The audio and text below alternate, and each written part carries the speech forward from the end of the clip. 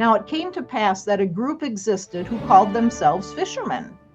And lo, there were many fish in the waters all around. In fact, the whole area was surrounded by streams and lakes filled with fish, and the fish were hungry. Year after year, these who called themselves fishermen met in meetings and talked about their call to fish, the abundance of fish, and how they might go about fishing. Continually, they searched for new and better definitions of fishing. They sponsored costly nationwide and worldwide congresses to discuss fishing and to promote fishing and to hear about all the ways of fishing. These fishermen built large, beautiful buildings called fishing headquarters.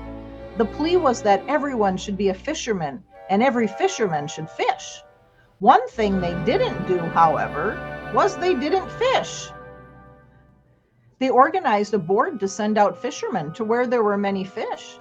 The board was formed by those who had a great vision and courage to speak about fishing, to define fishing, and to promote the idea of fishing in faraway streams and lakes where many other fish of different schools lived. Also, the board hired staffs and appointed committees and held many meetings to define fishing, to defend fishing, and to decide what new streams should be thought about. But the staff and committee members did not fish. Expensive training centers were built to teach fishermen how to fish. Those who taught had doctorates in fishology, but the teachers did not fish. They only taught about fishing. Year after year, graduates were sent to do full-time fishing, some to distant waters filled with fish. Further, the fishermen built large printing houses to publish fishing guides. A speakers bureau was also provided to schedule special speakers on the subject of fishing. Many who felt the call to be fishermen responded and were sent to fish. But like the fishermen back home, they never fished.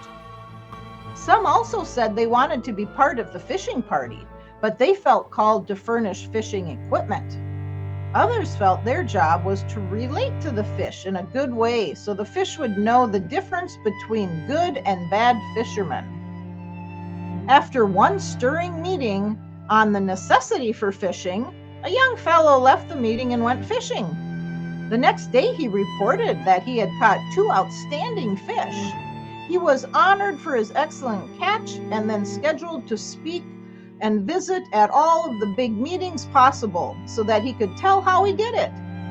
So he quit his fishing in order to have time to tell about the experience to all the other fishermen.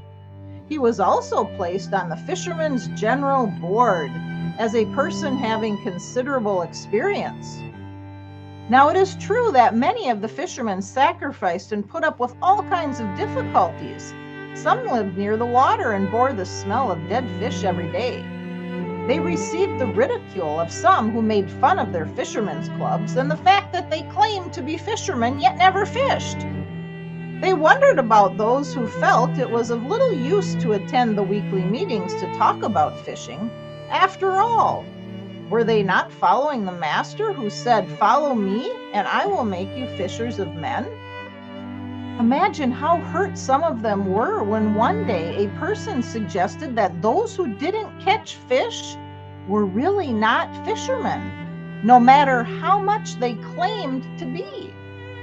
Yet it did sound correct. So is a person a fisherman if year after year he never catches a fish?